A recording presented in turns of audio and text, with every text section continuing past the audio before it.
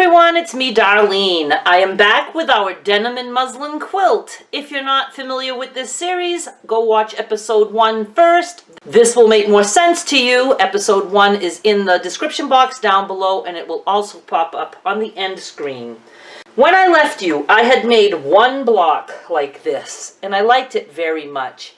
I wasn't thinking things through because this is much bigger than I expected. I don't know why I thought it would be smaller, but it's big. The reason I don't like big is because I don't like to do quilting, and I don't even want to do hand tying. If I make this one solid top and I put a backing on that, I would need to attach it in a couple places, and I just don't enjoy that part. So I'm always looking for ways to be able to make quilts where I don't have to do something that I don't enjoy, because it should be all enjoyable. So what I'm going to tell you guys is, for those of you who like to do quilting, at this point you could just sew these 4 big blocks together and make yourself a quilt top and finish it any way you like. I am not going to be able to do that because I won't like finishing it that way. So this is going to turn into a somewhat rag quilt, but because I wanted a clean front, I'm going to do the ragging on the back side. What I don't like about that, though, is I didn't plan on doing that, so I didn't leave enough fabric, you know, for ragging. So it's going to have to be just a little bit of ragging, but I am not doing one whole entire top because it's just too much for me to work with, and I just don't like that. Alrighty, always change of plans with me. What I'm going to do for right now is I'm going to remove 2 of these. I am backing it with muslin because I have a change of plans here now. I'm not even going to be doing any batting or flannel in the middle because now my heart is not into this anymore. I just want to get through it.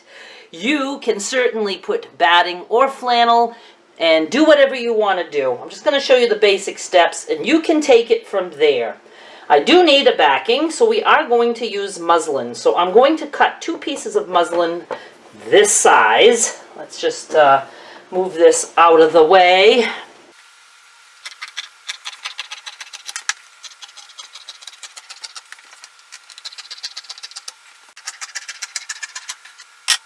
So I have 2 backings cut. I'm just going to go ahead off camera and do the other 2. I cut my 4 back sides of the quilt, and I also cut some strips about 1.5 inches wide. I did some of denim, and how come I only have 2 like this? I think I should have 3. Oh, it's over there. And a couple of muslin. 1.5 inch wide. I just went across selvage to selvage because I still want to make the edges of the quilt more raggedy. So we'll get to that. First, I'm going to just lay these down, and I know that I'm going to need extra ragging on one edge and on the top of this one, on the top and the other edge of this one, and then on the edges and the bottom of the other 2. So I'm just going to start by putting extra fabric on here. If you watch my little rag quilt that we just did, I'll link to that down below too. You'll remember that as I sewed, I tucked in extra fabric for the extra ragging. Well, this time I'm laying the fabric right down on the backing, and I'm going to stitch it on, so it'll make it a little bit easier. I didn't know if I wanted to just do extra muslin or extra denim, so I'm doing both. So what I'm doing is I'm going to the machine, and I am just going to sew. Let me show you. Well, I'll start like here. I'm going to lay down my strip like that, and like this, and I'm just going to go in about 1 inch, and I'm just going to stitch just to hold those there. I will cut that off. Then I will go in this direction and do the same on this edge. And I'm just going to do that to all the blocks, just a corner. I didn't realize that my camera is set up, so I'm going to let you watch. I'm just going to kind of like lay this out toward the edge and a piece of denim. You don't have to worry about it being lined up because this is all going to get snipped. Okay, so I want to be way in. So I'm going to go like a whole inch, and I'm just going to sew.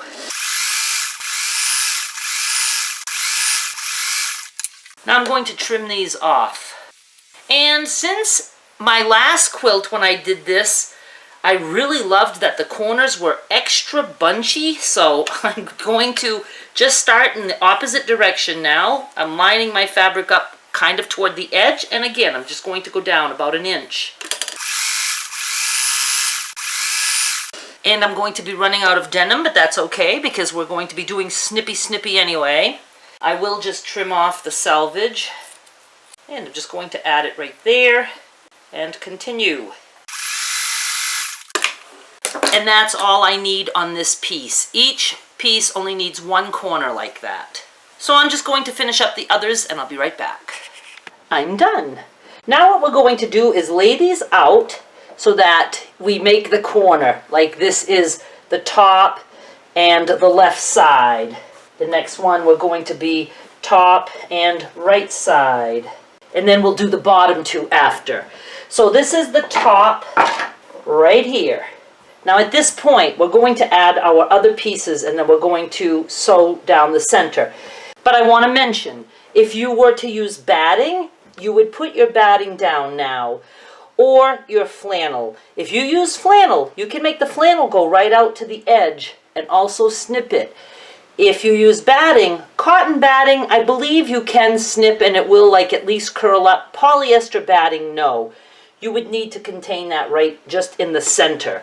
In that case, you might have wanted to put it down before you did this stitch line, and you could have caught it in that stitch line.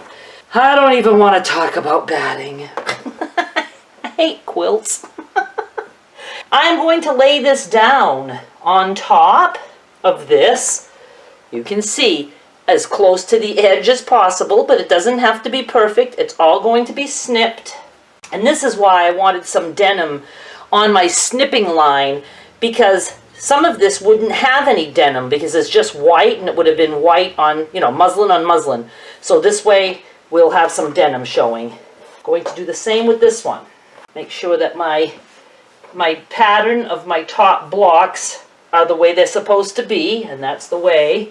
Okay, now that I have these 2 laid out, I am going to just straighten the edge here. There's a little bit more muslin on the bottom. I'm just doing that with scissors.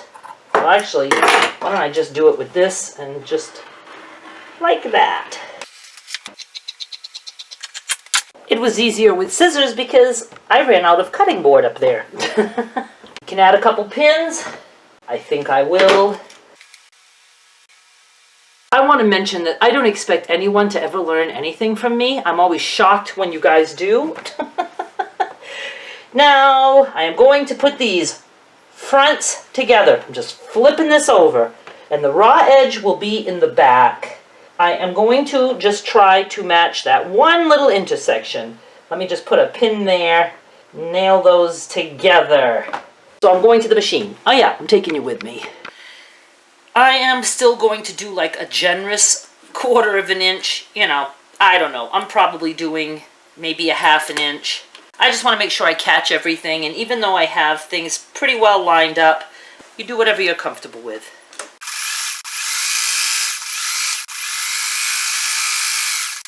I like! This is what it looks like in the front. From the front, we would never know that this was a rag quilt. And you don't have to rag the edges if you don't want. If you don't want to do all that, you can do a border, you do whatever you want. And then what we have on this side is this. Now I need to do the exact same thing to the other 2 pieces, and I will come back and show you how I put the 4 things together. I wanted to mention that if you do have a pattern that you're concerned about, make sure that you have your block going in the right direction. And that's the pattern I need, so I'm good with that one. Okay, I have my top half done, my bottom half done. If something's not even, this is a good time to trim it a little bit. I can see this guy is sticking out a little bit. Got rid of that. The rest looks good. Now we're going to put these 2 together. So I'm going to be flipping it over like this. And I'm going to just, you know, match up this center seam. And that's the only seam I care about. And it would not be a crime if that didn't match up. And now I'm going to go sew along this seam. This is what we have so far. I absolutely love the design of this. I'm actually going to stop right now because I've worked harder at this than you can imagine because I had to stop and think a lot. I had to give myself encouragement to continue because it just wasn't what I wanted to do, but I'm very happy with this. And even though we, had to sew a fairly big seam allowance, it didn't really screw up our width of our stripes. I mean, I wouldn't care at all that they're a little bit more narrow. So when we do this again, and I will try to work on this tomorrow, we will be finishing the edge. And then all I will have to do is snip the edge, snip the back, and wash and dry it. So I'm just going to call it quits for this one. We will be finishing it up in one more episode. I hope you like so far. I hope you don't mind that I keep changing my mind about how I do things. I do try to warn you at the beginning that I never know how it's going to end up. And so far, though, I love it. Thank you so much for watching. Bye.